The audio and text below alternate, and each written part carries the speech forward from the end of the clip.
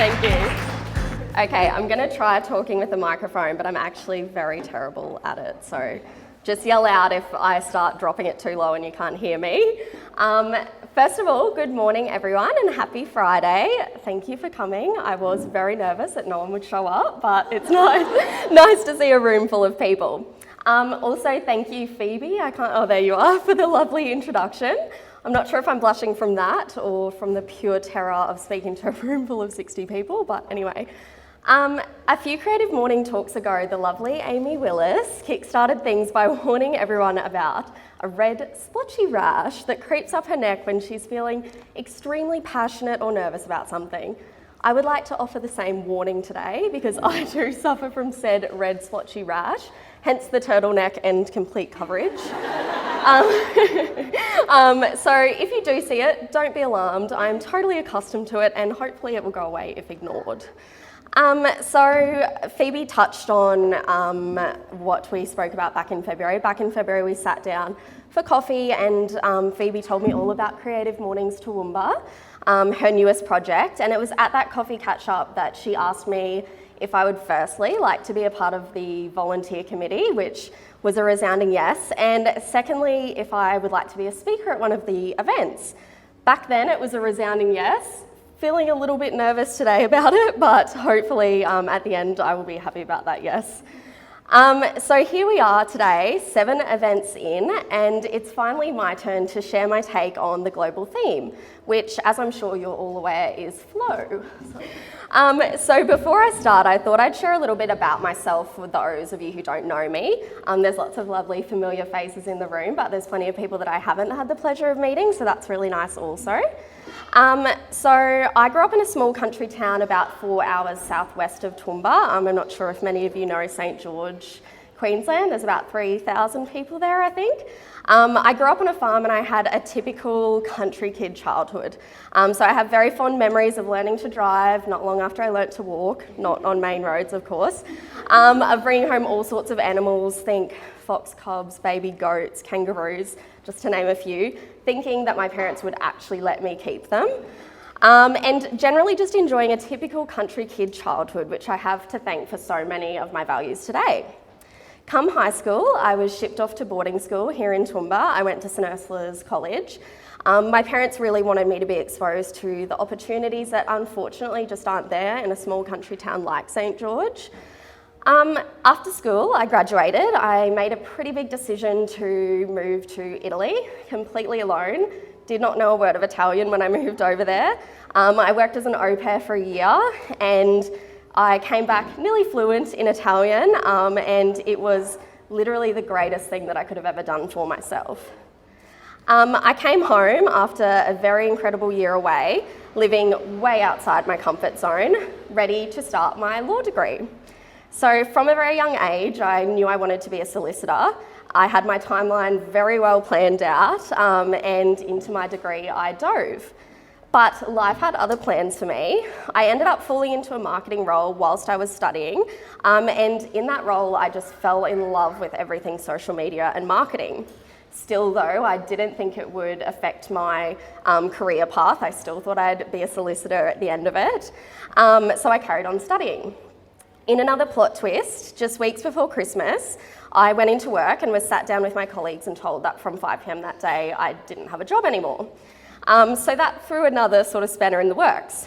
But being mere weeks out from Christmas, I was trying to be a little bit chilled and composed about it, and it's like, no, I'm going to sit down, I'm going to look for a job in a few weeks' time and just really focus on law next year.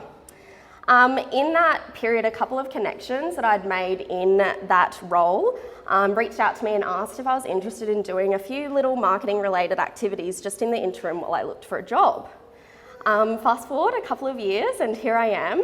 I'm running a little baby marketing consultancy called ELM Media and Marketing, and I say baby because we're literally just a few weeks off turning 2 years old. So those couple of little marketing activities turned into big marketing activities that led to more work from other local businesses, and it just ended up that I didn't need to polish up that resume that I had intended to. My career is my absolute passion, and I feel so lucky to do something that I love every single day. And the little path that led me there, it wasn't perfect, but to me it all worked out perfectly in the end.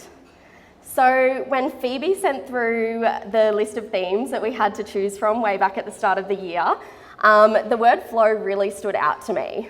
Not just because October is the greatest month of the entire year, i.e. my birthday month, but because I'd felt like I'd really found my flow since opening ELM. Since choosing that theme, I've lived through what I would probably call one of the most formative years of my life. I've faced a lot of personal challenges this year that have really pushed me outside of my comfort zone and really forced me to grow an incredible amount.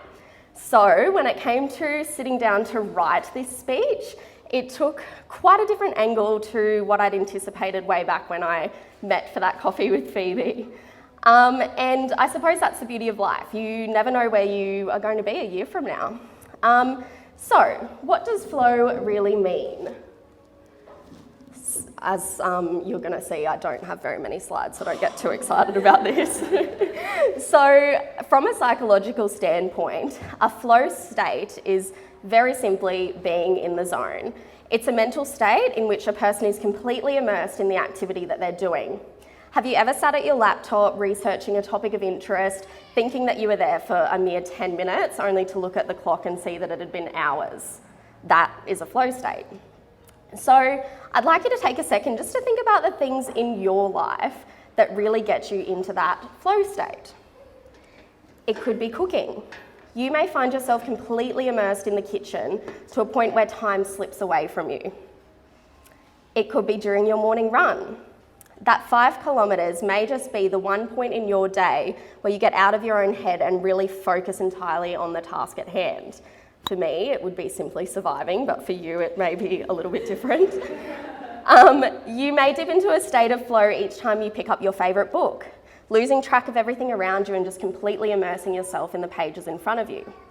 Take a second to think about what induces that flow state for you. Will I change my page? You may not have the answer. You may be looking for that thing still, and that is also completely okay. For me, as I said, I'd really found my flow in ELM. Every day I would wake up energised, raring to go. I'd sit at my desk and the work would literally flow from me until all of a sudden it was dark outside and another day had come to a close. I'd found my flow through a career that I was extremely passionate about. But I am not here to brag about how much I love my job and to fill your ears with fluff around finding your passion and beaming with happiness every day. Instead, I want to talk about what happens when you dip out of that flow state, and I'm talking about it from experience. I'll be the first to admit that I live a very privileged life. I have all the basic necessities that one needs to survive, plus a number of luxuries. I'm surrounded by amazing friends, surrounded by amazing family, and I have a job that I love. But that doesn't mean that I don't face my own level of personal challenges, as we all do. As mentioned earlier, this year presented me with a few of those. They are what myself and most people would refer to as first world challenges.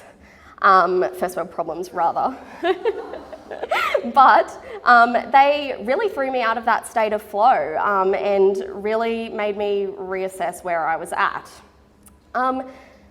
The thing about dipping out of a state of flow when the flow state is, I guess, directly relating to your career is that work pays the bills and the show has to go on. So the easy thing to do would be to give yourself some time, let that flow state just organically come back to you when you're ready, but I really didn't have that luxury. I needed to stay on.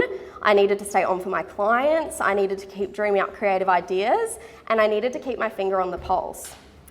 It can be a really jarring thing, especially as a creative, which I'm sure a lot of you are, to one day have all the inspiration and ideas just flowing from you, and then wake up the next and feel like you almost have to painfully extract them. But it's absolutely normal, and it is absolutely okay.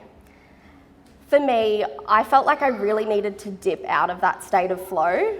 I needed to go through some changes and push through some challenging things to really get to the next level and to find a whole nother world of inspiration and to grow as a business owner.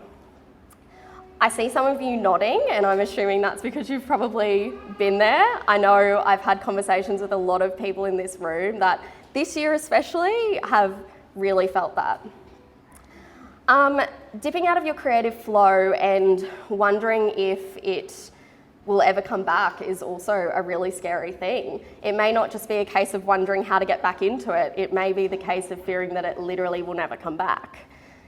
I hate to break it to you, I don't have a magic solution. I'm simply a 25-year-old girl who's speaking from her own experience, hoping that when you inevitably do dip out of your state of flow, which, if you've been lucky enough to find it, can be a pretty jarring thing, you'll know that it's okay, that you are not a failure, you are absolutely normal, and you'll find your way again. Because I think that's the most important thing to know. We're living in the age of the social media highlight reel. We wake up, we check our phones, and we see the best bits of everyone else's lives. And it couldn't be more prevalent in the business world.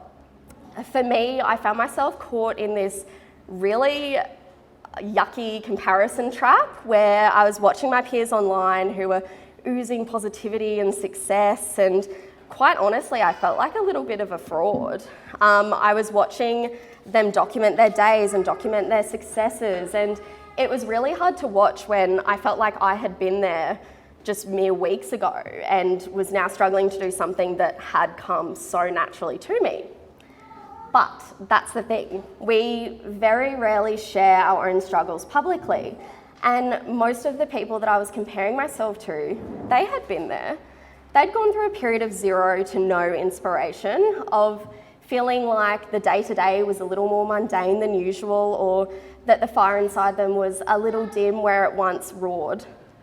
One of my favourite quotes is, "Don't compare your behind the scenes with somebody else's highlight reel."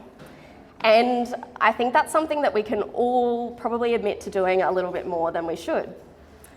I think there's a misconception that a creative person is creative all the time, that a songwriter is ready to write music at the drop of a hat, that a writer just has words oozing out of them onto their paper 24/7, that a naturally creative person could just enter a state of flow and essentially create whenever their heart desired. And that misconception is what causes that dip out of your state of flow to be so jarring, when really we should be embracing it for the opportunity that I think it presents. I really struggled when I realised the new path that this speech was taking, because I felt like I really needed to hop up here, as Phoebe would know, and offer an antidote of some sort, to leave you with the recipe to finding your flow or getting it back if you've lost it. But as I was writing, I realised that it was actually just all about sharing a personal experience and hoping that someone else can maybe feel a little less alone when or if they find themselves in a similar position. That being said, I am going to share some of the things that I believe are vital parts of the flow recipe, things that really need to be working in harmony before I can even think about finding my flow. And hopefully you can relate to some of them. And if not, I would really urge you to think about what they may be for you. Firstly, and I think most importantly, cut yourself some damn slack. We're all humans and we simply can't be on all the time. And quite frankly, no one expects us to be. Often we're the hardest on ourselves, and I know that the expectations that I set for myself are so much higher than the expectations that anyone else has set for me, and I'm sure many of you can probably relate. So when you're having a day or a period where you're lacking in inspiration or creativity, just sit with it. Just get what you need to get done, and don't beat yourself up if on a good day you could have done it in half the amount of time that you did it today, for example. Another part of the puzzle that is imperative for me is exercise. It sounds ridiculous, but I am truly the happiest and feel the most together when I am in a consistent exercise routine. For me, it has nothing to do with aesthetics and everything to do with the mental clarity and stress relieving benefits that exercise gives me. If I've moved my body and challenged my mind through exercise before I start my workday, I am in a much better place. So for me, that's become a real non-negotiable. And I think it's really helped me sort of get back on track, I suppose. Thirdly, pay attention to your own habits. Take note of when you're most productive throughout the day and structure your daily tasks around these times. Be completely intentional with your work and you will win. Something else that is so important is surrounding yourself with positive people who lift you up and encourage you to grow. There's a famous quote that reads, "Show me your friends and I'll show you your future," and it couldn't be more accurate. The people you surround yourself with attribute to your success and your happiness more than you possibly realise. And last, but absolutely not least, you simply will not find your flow where passion does not exist. If you hate your job, you simply won't find your flow in it. Unfortunately, not everyone has the luxury of working in their dream role right now, and that's okay. But whilst you wait to get to that point, find your flow in other things. In life outside of work, in your hobbies, in your relationships. And I truly believe that if you nail that, the rest will follow. I'm still not 100% in flow, but I can feel it coming. I'm almost back there. But for right now, I'm basking in the lessons that I've learnt this year and the amount that I've grown through what I suppose would be referred to as a little bit of a slump. So I hope that you can take something small away from my own experience, and maybe you've been through something similar and have a few little light bulb moments that have popped up today. If you are though sitting there feeling a little less than because you can't think of a moment in time where you've been in a state of flow, don't. Take this as an opportunity to find that flow. Spend some time today or across the weekend just pondering over where your passions lie, and maybe do a little environmental audit to see if there's anything that may potentially be in the way of your flow. If you would like to learn a little bit more about the flow state specifically, beyond my very light scrape of the surface, I would really recommend watching the TED Talk on the topic. I got a lot out of it when I was sort of trying to get myself in the zone to write this, and I think you all really would as well. I'm going to try to pronounce this guy's name because it took me so long to practice it that it would be rude not to. His name is Mihai Csikszentmihalyi, and he's considered the founder of the flow theory. And his TED Talk on the topic is really inspiring. So please go give that a listen. So again, I hope you took something from today, and I'll pass back over to the lovely Phoebe to wrap things up so we can all get back into the coffee.